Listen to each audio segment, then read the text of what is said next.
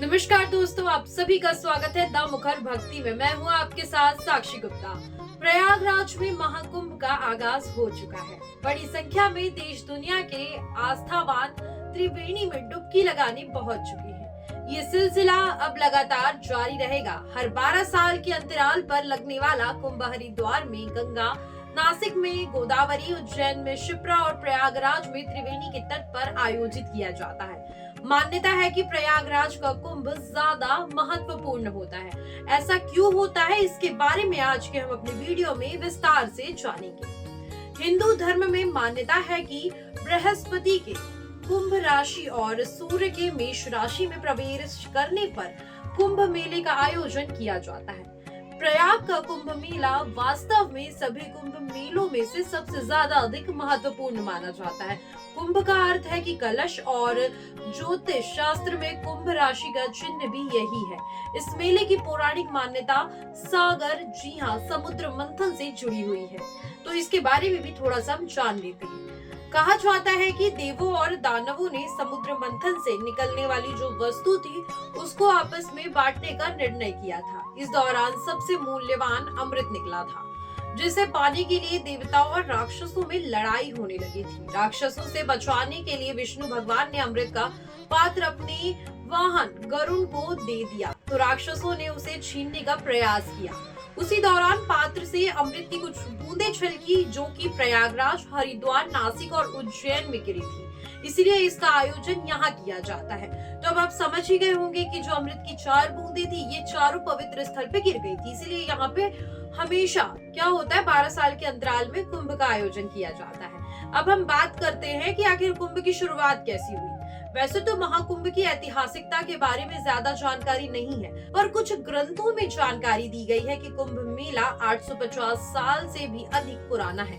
आदि गुरु शंकराचार्य ने महाकुंभ की शुरुआत की थी।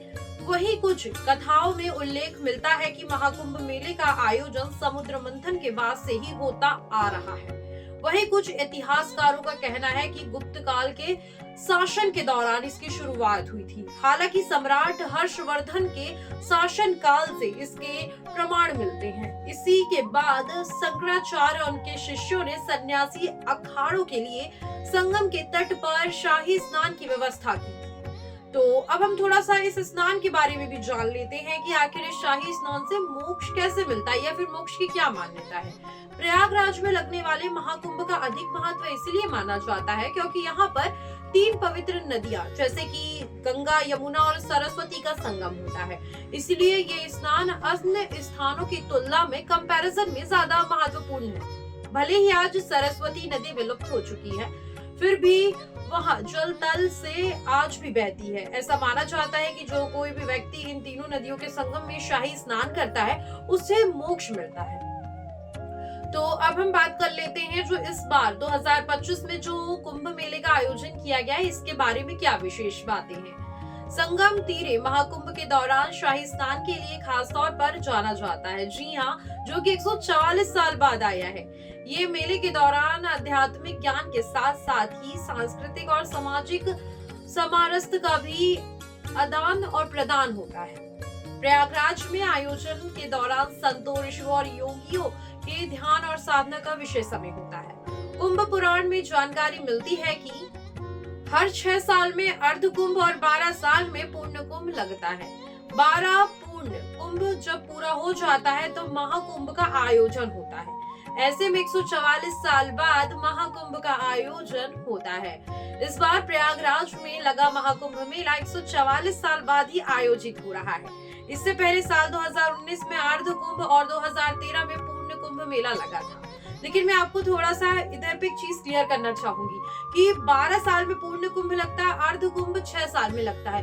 लेकिन वही जो कुंभ होता है 12 साल वाला, वो जब एज इट इज 12 बार लग जाता है तो उसे 144 मतलब कुंभ का कहा जाता है और महापर्व ये कहा जाता है एक तरीके से देखा जाए तो ये बहुत ही ज्यादा विशेष है। तो आगे हम और जानते हैं कुंभ मेले के बारे में। तो देखिए, मैं आपको और ये बताना चाहूंगी कि इस बार का जो कुंभ है वो और ज्यादा खास क्यों है। ऐसा कहा जा रहा है कि जो समुद्र मंथन हुआ था उस समय के जैसा संयोग इस समय भी आया है, यानी कि 2025 में।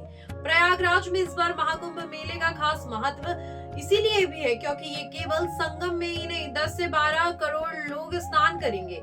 एक पौराणिक मान्यता ये भी है कि धरती पर महाकुंभ के दौरान देवलोक के द्वार खुलते हैं और देवता भी पृथ्वी पर आकर पवित्र संगम में स्नान करते हैं। शिव पुराण के अनुसार माघ पूर्णिमा पर भगवान भोलेनाथ, माता पार्वती और दूसरे कैलाशवासियों संग वेश, जी हाँ, भेष बदलकर कुंभ घूमने आते हैं। फिर इस बार प्रयागराज में महाकुंभ का अपना वैज्ञानिक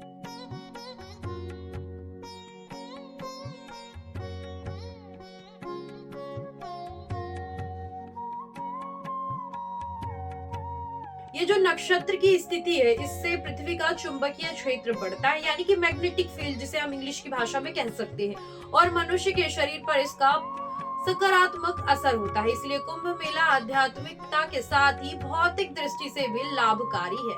तो कमेंट सेक्शन में बताइए आपको हमारी ये इन्फॉर्मेशन कैसी लगी, और भी ऐसी अपडेट के लिए, इन्फॉर्मेशन के लिए, सनातन संस्कृति को और जानने के लिए बने रहिए द मुखर भक्ति के साथ। तब तक के लिए नमस्कार।